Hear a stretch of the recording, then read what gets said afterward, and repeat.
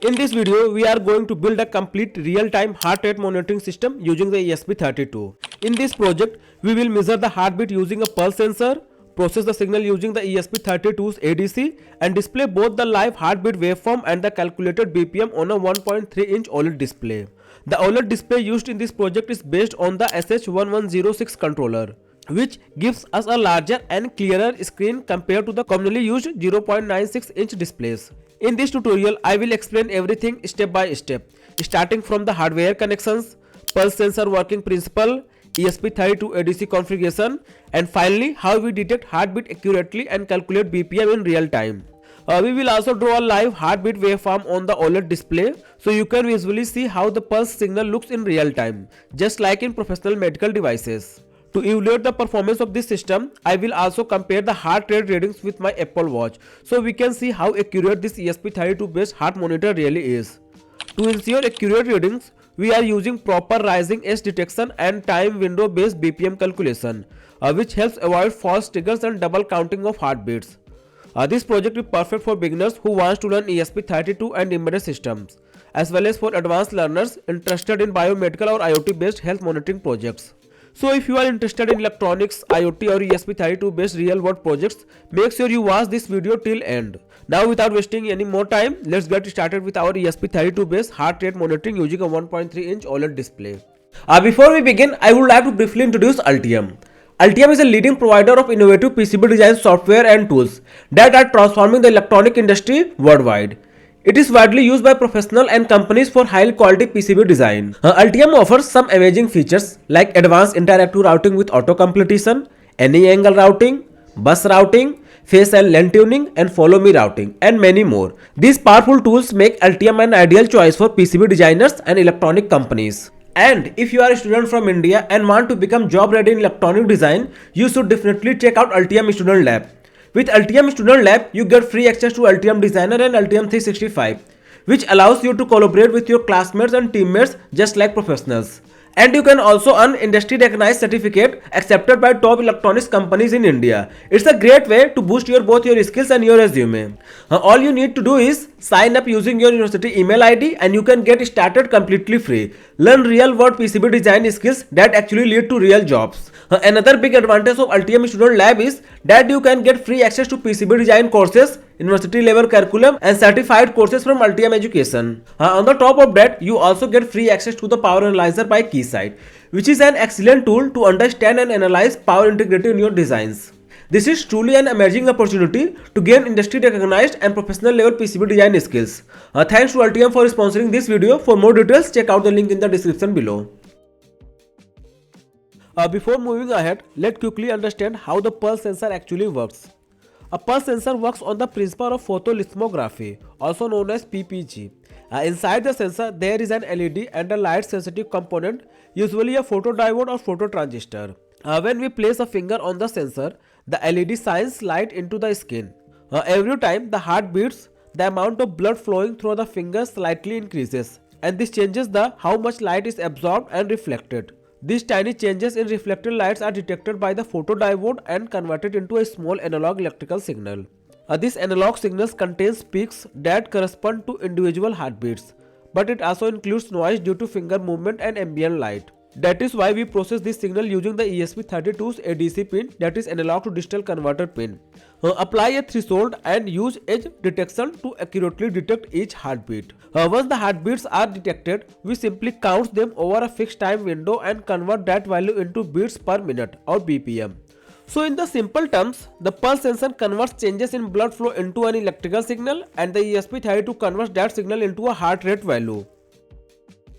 Now make the connections as per this circuit diagram. Here I have made all my connections and I make this all connection on this 0 PCB which make it this project small, compact and reliable and easy to use. So make sure to wire all the connections carefully, otherwise this project is not going to work. So connect all wires carefully.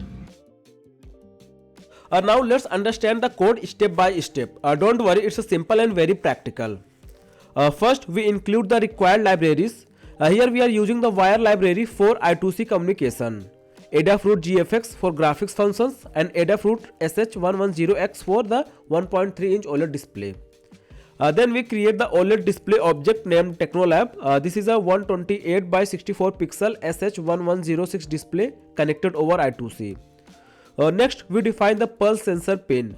In this project, the pulse sensor signal is connected to the ESP32 GPIO32, which is an ADC1 pin and gives stable analog readings.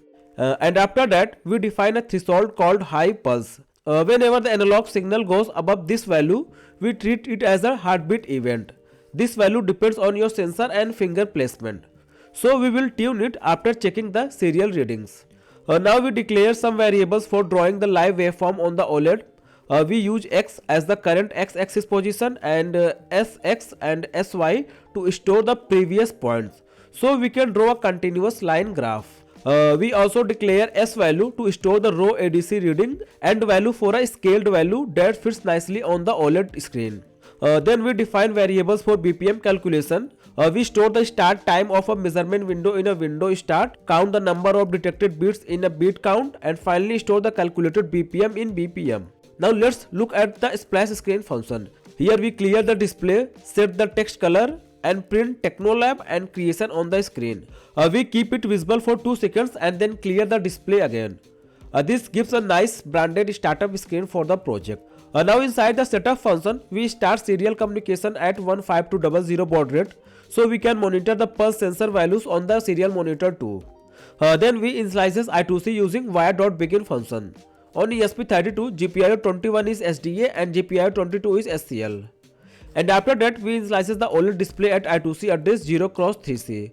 If the display is not detected, the code prints an error message and stops running. Next, we saw the splash screen. Then we set the ESP32 ADC resolution to 12-bit, which means the analog readings go from 0 to 4095. Finally, we store the current time in window start to begin our BPM measurement window. Now inside the loop function, we continuously read the analog value from the pulse sensor using an analog read function. We also print this raw value on the serial monitor. This is useful for adjusting the threshold. Next, we map the ADC reading from 0 to 4095 into smaller range from 0 to 45. This is done so the waveform fits properly on the OLED display. Then we calculated the y-axis using this equation, that is y is equal to 60 minus value. The reason is that OLED coordinates start from the top, so subtracting makes the waveform move upward when the signal increases. And after that, we check if X has reached the end of the screen. If X is a 128 or more, we reset X and clear the display to start drawing the waveform again from the beginning. Now we draw a line from the previous point to new point. This creates a smooth live waveform. And after drawing the waveform, we call update BPM function.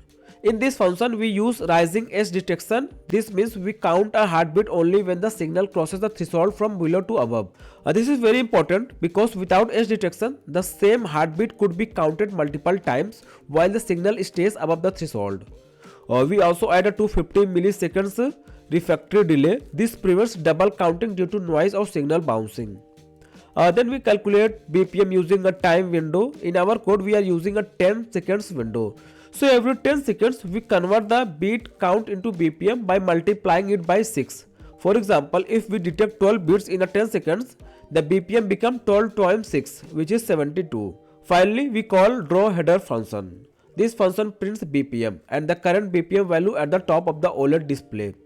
We also add a few spaces after printing BPM to clear any leftover digits from the previous values. And at the end of the loop, we call display function to update the OLED screen with the waveform and BPM.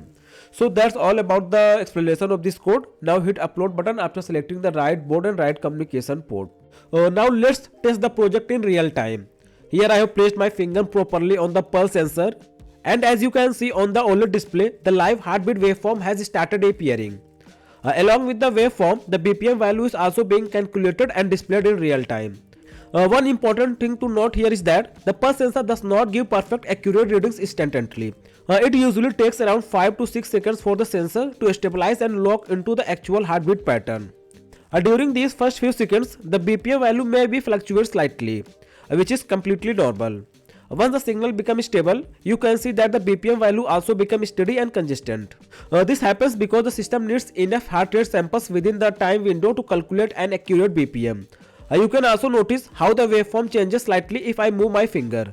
That's why keeping the finger steady on the sensor is very important for the reliable readings. Now that the readings are stable, we can clearly see the real-time heart rate being measured by our ESP32 based system. Now let's compare the heart rate readings from our ESP32 based heart monitoring with my Apple Watch. Here I am wearing the Apple Watch on my wrist, which continuously measure heart rate using optical sensor and advanced signal processing. At the same time, our pulse sensor is measuring the heart rate from my finger and displaying the BPM on the OLED screen. As you can see, both readings are very close to each other with only a small difference of 1 or 2 beats per minute. This small variation is completely normal because the measurement position, sensor type and averaging algorithms are different. The important thing is that the overall heart rate trend matches very well between two devices. This comparison shows that even with small hardware, we can achieve surprisingly accurate results using proper signal processing and timing logic. Of course, this project is meant for learning experimentation and it is not for a medical grade device. But as a device electronics project, the accuracy is quite impressive and good enough for educational and hobby purposes.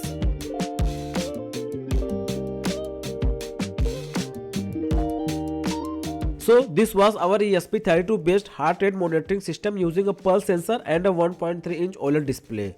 If you found this project useful, make sure to like the video, subscribe to the channel and share it with anyone interested in electronics or ESP32 projects. All the code and connection details are provided in the description below. I'll see you in the next video. Till then, bye bye, have a nice day.